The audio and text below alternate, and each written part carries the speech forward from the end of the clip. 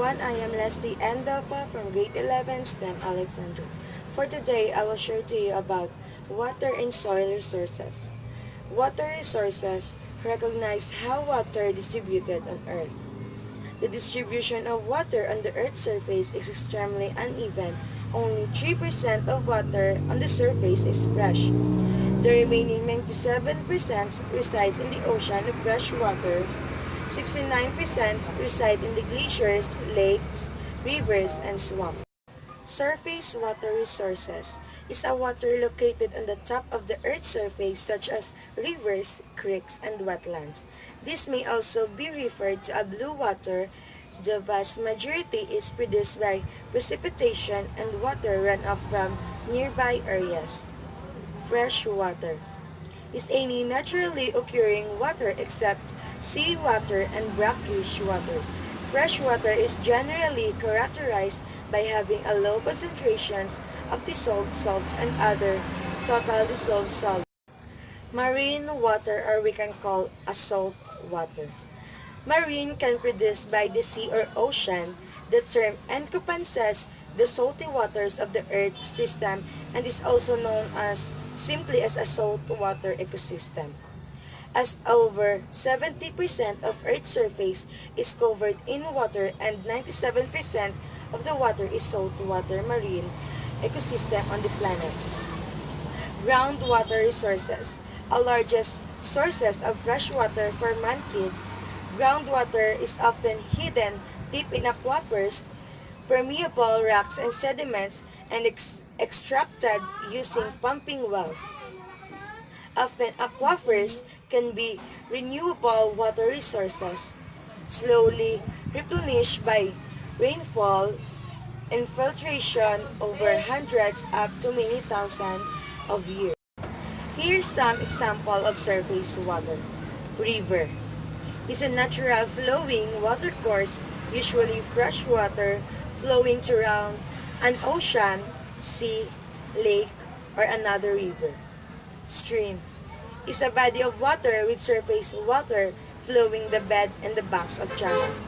Lake, a large amount of water surrounded by land. Wetland, a place where the land is covered by water. Ocean is a huge body of salt water that covers about 71% of the Earth's surface. Uses of water. Domestic use. The diversion of water by one or more individuals, family units, or households for drinking, cooking, laundering, sanitation, and etc. Agriculture use. Used to grow fruits and vegetables and raise livestock, which is main part of our diet. Industrial use. Used for fabricating, processing, washing, diluting, and cooling or transporting a product.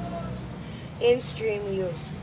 Use taking place with stream channel like hydroelectric power generation, navigation, fish propagation, and use for recreational activity. Human activities affecting the water resources.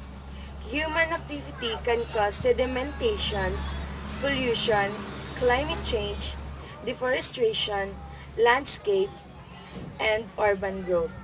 The water resources have inadequate oxygen. In effect, they cannot sustain life.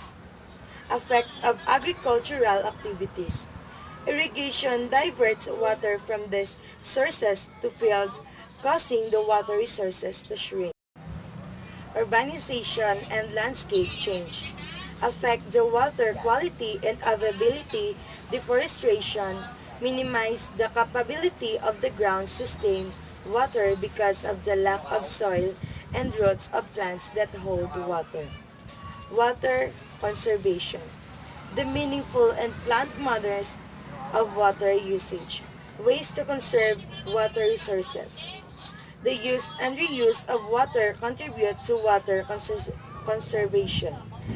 Laundry water can be used to flush toilet.